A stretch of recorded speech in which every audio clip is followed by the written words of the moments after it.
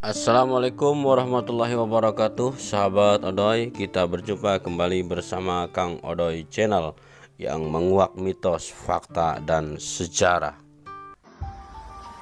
Kang Odoy Channel menguak mitos, fakta, dan sejarah.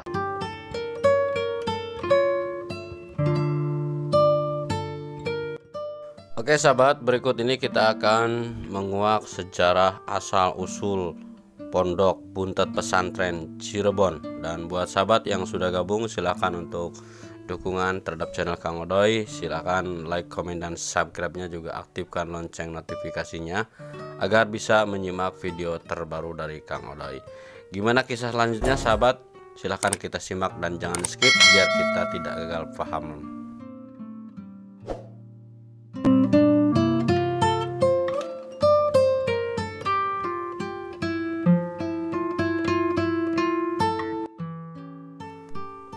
Pondok Buntet Pesantren yang berada di wilayah Timur Cirebon didirikan oleh Mbah Muqayyim tahun 1750. Pendirian pesantren ini merupakan sebuah bentuk kekecewaan Mbah Muqayyim yang sebelumnya menjabat sebagai penghulu di Keraton Kanoman di Cirebon. Karena keberpihakan pihak keraton terhadap kolonial Belanda, Mbah Muqayyim akhirnya memilih untuk keluar dari keraton dan mendirikan pesantren Buntet.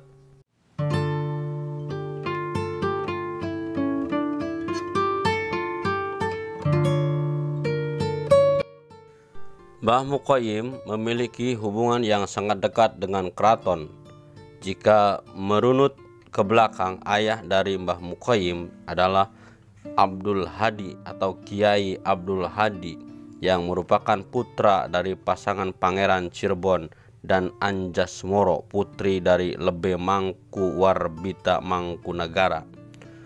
Kiai Abdul Hadi tinggal di keraton dan mendapatkan pendidikan ketatanegaraan dan juga pelajaran Islam. Mbah Muqayyim juga sempat tinggal di keraton, hidup bersama kedua orang tuanya. Mbah Muqayyim mendapatkan pendidikan yang cukup baik dari guru maupun orang tuanya. Bukan hanya pendidikan agama Islam dan ketatanegaraan saja, melainkan ilmu kedikdayaan juga dia pelajari. Melalui proses itulah, selain memiliki kemampuan dalam segi ilmu pengetahuan, Mbah Muqayyim juga dikenal dengan Kiai Sakti Mandraguna.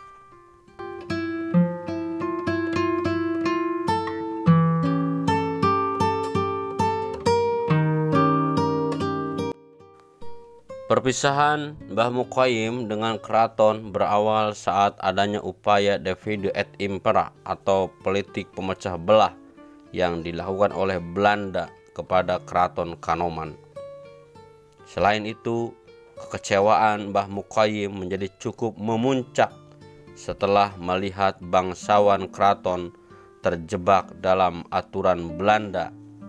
Banyak di antara mereka malah berperilaku bertentangan dengan syariat Islam dan malah meniru hal-hal jelek yang dilakukan oleh bangsa Belanda seperti dansa dan mabuk-mabukan.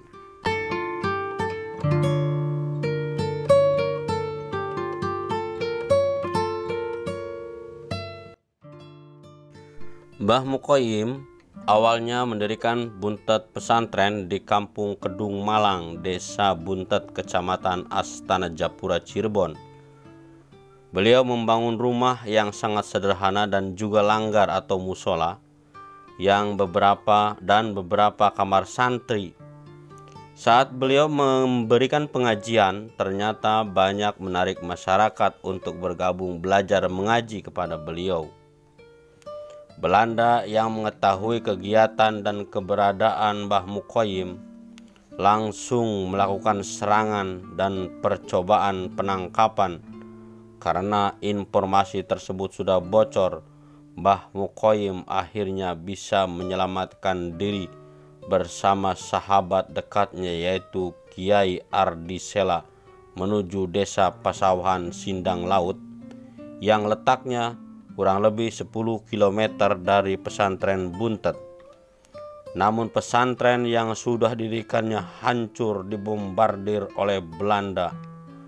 Peristiwa inilah yang menjadikan Mbah Mukhoyim sempat bertualang ke wilayah Pemalang dan akhirnya kembali ke Cirebon untuk membangun lagi pesantren Buntet di wilayah yang berbeda, yaitu di Blok Manis, Depok, pesantren Desa Mertapada Kulon.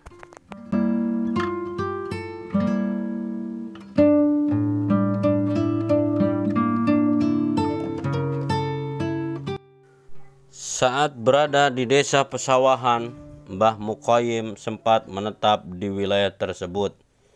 Namun, lagi-lagi informasi tentang keberadaan Mbah Mukhoyim kembali diketahui oleh pihak Belanda. Upaya penyerangan pun terus dilakukan oleh Belanda ke pondok pesantren yang didirikan Mbah Mukhoyim di daerah pesawahan.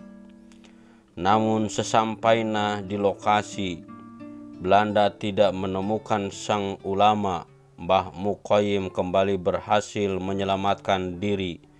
Saat itu Mbah Mukhoyim menyelamatkan diri dari serangan pasukan Belanda dengan cara pergi ke daerah Sindang Laut, Kabupaten Cirebon. Belanda pun kembali menyerang Sindang Laut dan mencari Mbah Mukhoyim. Tapi saat itu beliau sudah pergi.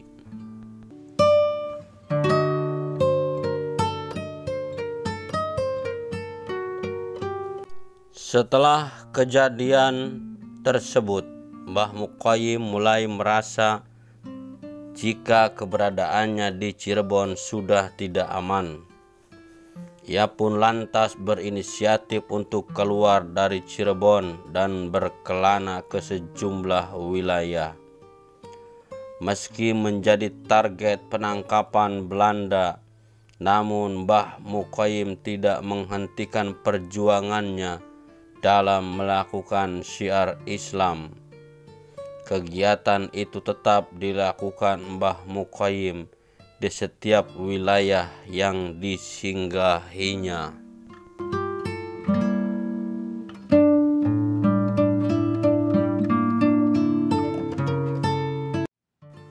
Dan salah satu wilayah yang disinggahi oleh Mbah Mukhoyim adalah daerah Beji, Pemalang, Jawa Tengah. Selama menetap di Pemalang, Mbah Mukhoyim tidak tinggal diam.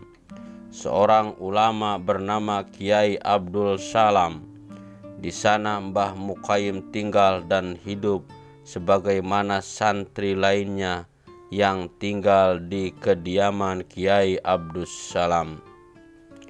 Singkat cerita, setelah Mbah Mukhoyim menetap di Pemalang, sebuah wabah penyakit melanda Cirebon. Wabah penyakit itu bahkan menyebabkan banyak orang meninggal dunia, baik warga biasa, keluarga keraton maupun pihak Belanda.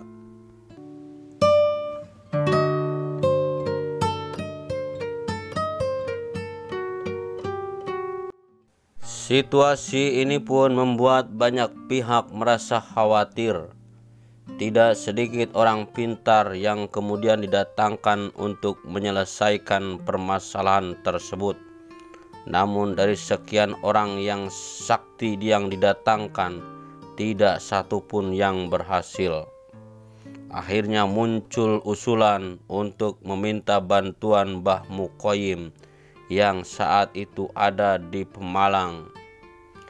Perwakilan keraton yang saat itu diutus langsung menghadap dan meminta bantuan Mbah Mukhoyim untuk mengusir wabah tersebut.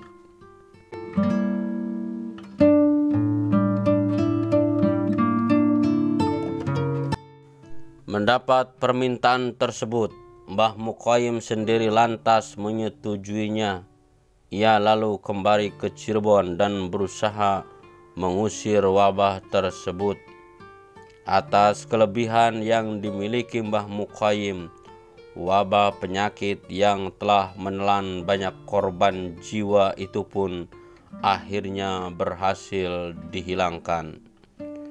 Saat pulang ke Cirebon, Mbah Mukoyim pun berusaha membangun kembali pesantren Buntet sebelumnya yang telah dihancurkan oleh Belanda. Lokasi pembangunan sedikit bergeser dari lokasi sebelumnya dengan jarak yang tidak terlalu jauh. Mbah Mukoyim membangun pesantren Buntet di sebuah daerah yang kelak dikenal dengan nama Desa Mertapada Kulon, Kecamatan Astana Japura, Kabupaten Cirebon.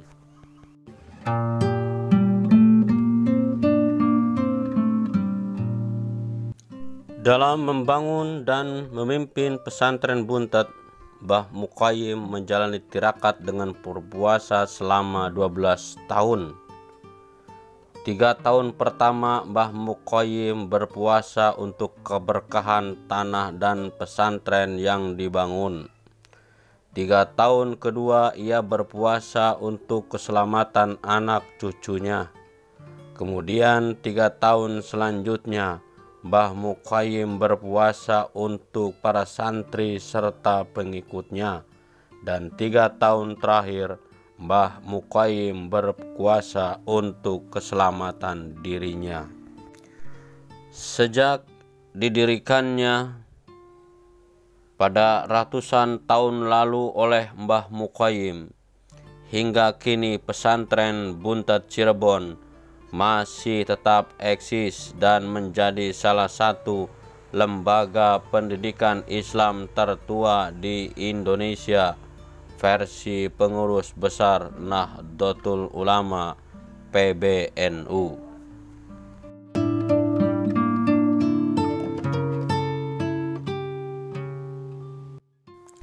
Oke sahabat, itulah sepenggal kisah tentang asal mula berdirinya Pondok Pesantren Buntet.